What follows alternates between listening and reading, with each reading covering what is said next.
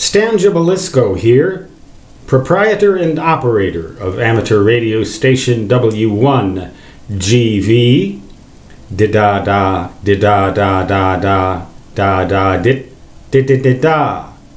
Here to discuss a little issue that has arisen as a result of an email correspondence I got from a reader of my book, Ham and Shortwave Radio for the Electronics Hobbyist. And on page 67 of that book, it describes how to put together an apparatus to look at a spectral display of so-called dirty electricity.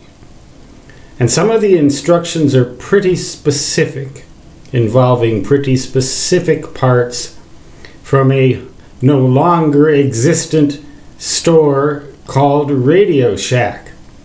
And one of these parts was a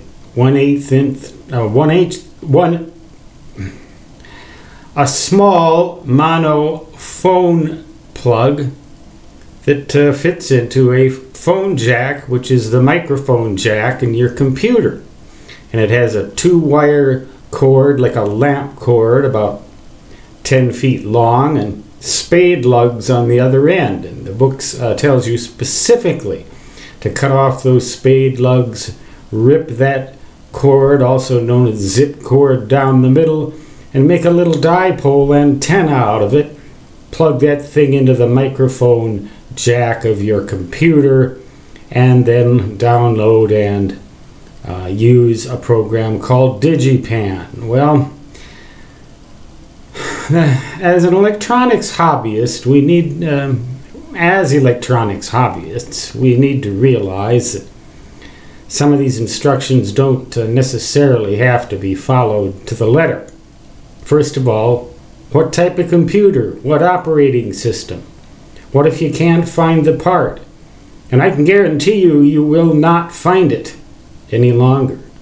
So I have decided to try to explain this matter in a sequence of videos because it really is a very interesting phenomenon and an interesting thing to look at with fascinating implications.